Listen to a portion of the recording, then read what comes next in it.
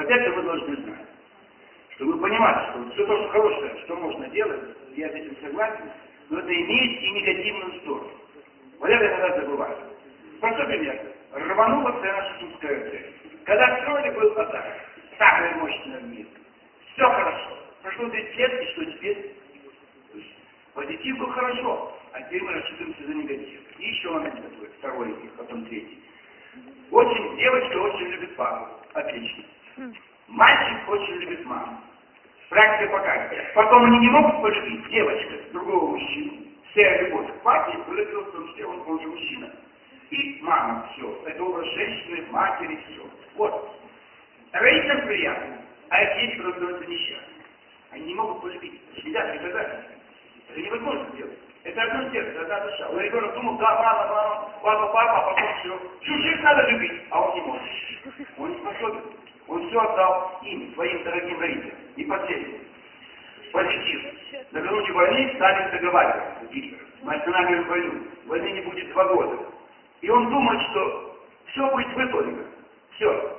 Вот они, немецкие дивизии, стоят на перебой всех враг в Турцию, они не будут нападать. А наши стоят, якобы, что они будут передвигаться в сторону Британии. Чем закончилось? Катастрофой. То есть позитив был, закончится страшным негативом. Это знать всегда. Понимать, что может быть и плохого. Тогда, будучи вооруженными, вы будете лучше воспринимать жизнь. В самом последнем, я всем своим аппарату, депутатам говорю, к сожалению, жизнь такова. Исходите из того, что из 10, 11 граждан идиоты, воры и мошенники.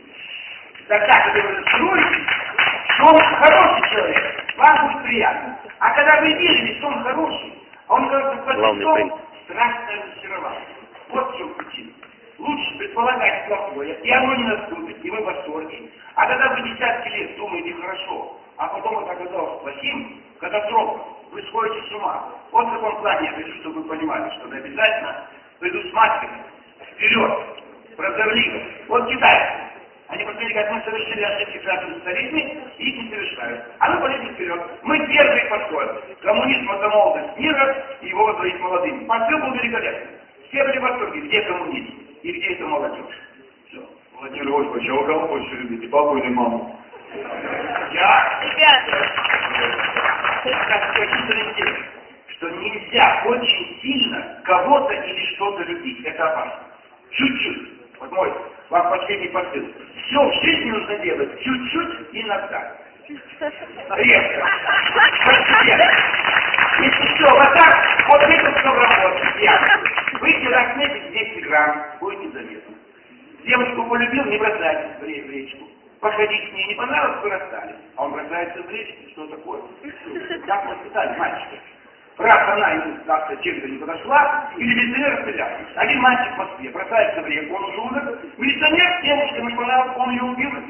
Зачем это? Вот он воспитательный процесс. Ориентация неправильная. Любовь — это очень важное чувство, но очень опасное. Надо его сдерживать. Нет полюбить, нет относить хорошо. Это все нужно регулировать. Жизнь — это дорожное движение. И проходит ее хорошо, то едет со скоростью 60. Но большинство любителей 100-150, они погибают. А кто будет регулировать? ГАИ нет по жизни. По жизни ваша голова. Почему я говорю, спорт отлично. На стадионе всю жизнь проводите. Все, что садитесь. В спортбарах пейте, болейте. Но вы там не научитесь руководить своей жизнью. Вот я говорю, чтобы вы сами были для себя ГАИ, регулировщиками, и всегда все по чуть-чуть, резко и никакого фанатизма. Никого нельзя любить до бесконечности. Все это катастрофа для человека. Немножко, чуть-чуть. И думать о том, чтобы все было тихо и спокойно. Что цунами не надо. Цунами не надо. Но это противно. Заранее знаю, те, кто мне неинтересно. Когда красиво проживете, но 25 лет. То есть вот у меня был родственник, он говорил, лучше 30 лет питаться живой кровью, чем 300 лет падали. Я согласен. Но сейчас он сказал мне, лучше 30 лет падали. Ему понравилась жизнь. Все 30 лет, ему уже 39. Мне сказал, лучше 30 лет падали. То есть это вопрос выбора. Выбирайте. По телевидению можно. И не живой кровью, и не падалью, и лет 120 прожить. Но не у всех получается. Желаю успехов.